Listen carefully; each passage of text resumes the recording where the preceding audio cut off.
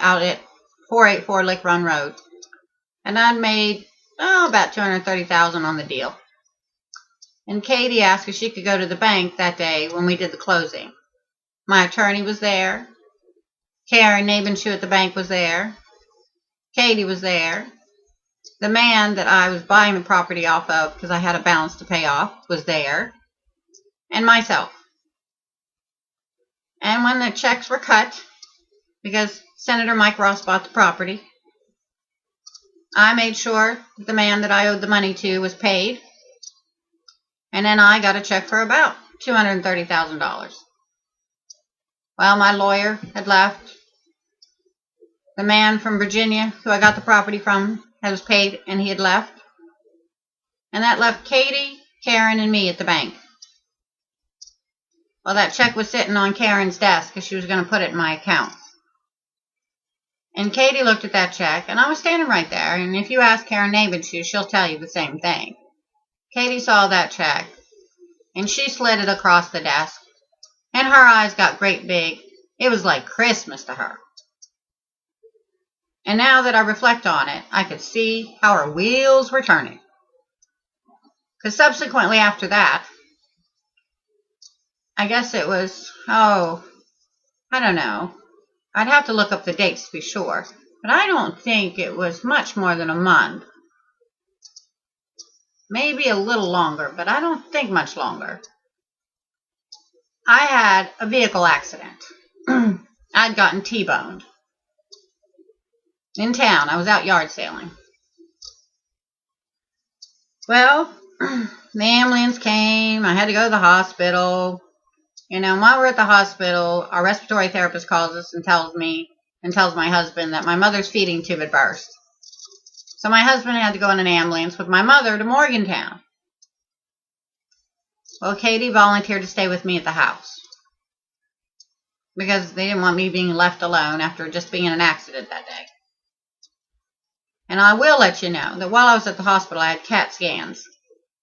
And I was checked over thoroughly and x-rays and things to make sure that I was okay. And I did bump my head a little bit on the side of the window when the car T-boned me in the side. And then I did have a nasty burn on my chest from my seatbelt. But other than that, and being sore, I was fine. So Katie's staying at the house with me. First night, I admit, I was hurting pretty good, and I didn't want to sleep. But she stayed 4 or 5 days with me at the house, while my husband was down in Morgantown with my mom.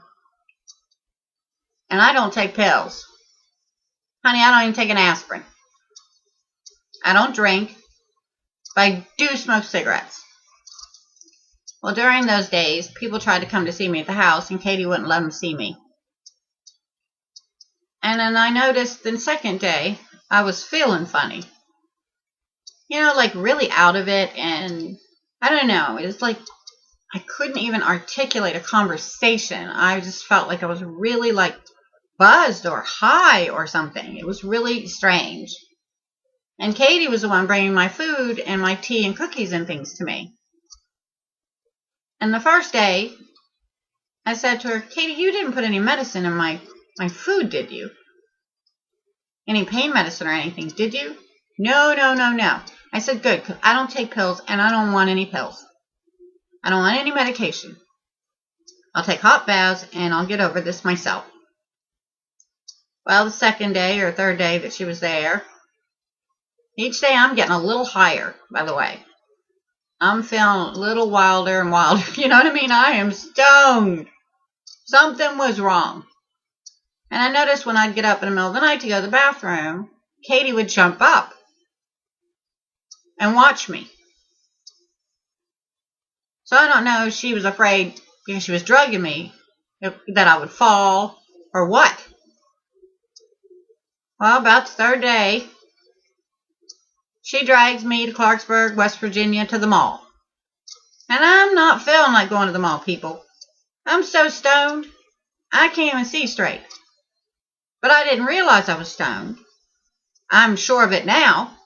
I just kept feeling really funny. So we're at the mall, and she's shopping, and we're in Marshall's, apparently. And I'm walking around in circles, and I'm staring at the ceiling. I'm so out of it. Needless to say, I didn't do any shopping. Well, just so happens that the secretary of a certain man in Buckhannon, who I know, was in Marshall's. And she comes right up and tries to talk to me. And I don't even recognize her. And I knew her well. I'm so out of it, I couldn't even focus on this woman to recognize who she was and that she was even talking to me. So then Katie takes me home. The next day I get up. I'm still feeling really funny. I can't talk.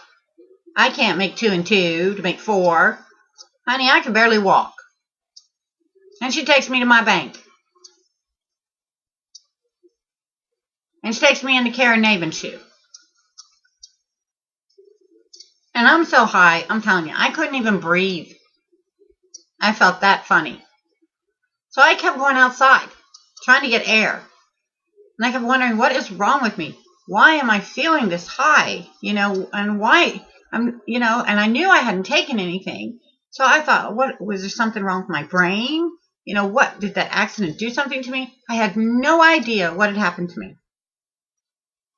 So I kept going outside, though, because I was so high. Meanwhile, Katie's in the bank with Karen Navin's shoe.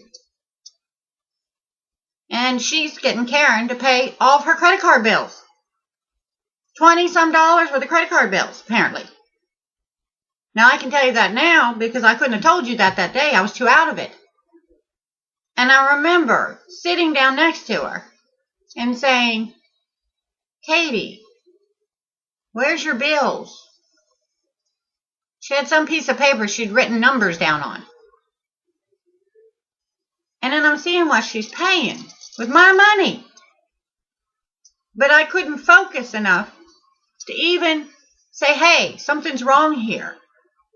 And I remember looking at Katie and her giving me a really mean look. So, anyway, then I go back home. And I was so confused.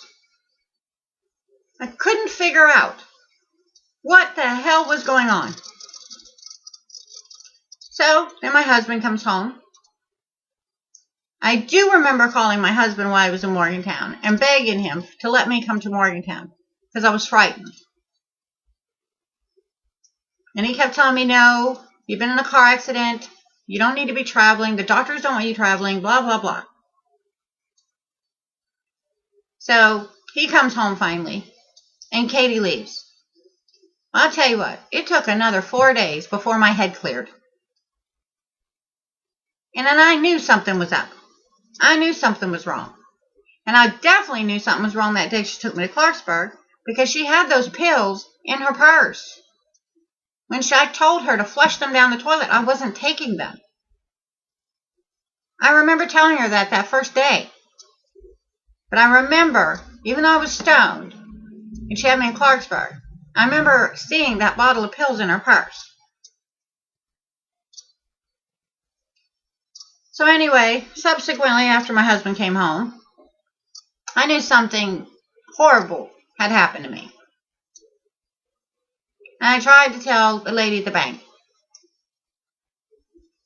And I went and started getting frightened, even more so, because they were quite pushy with me, Katie and Jerry, and their friends, Matt and Terry.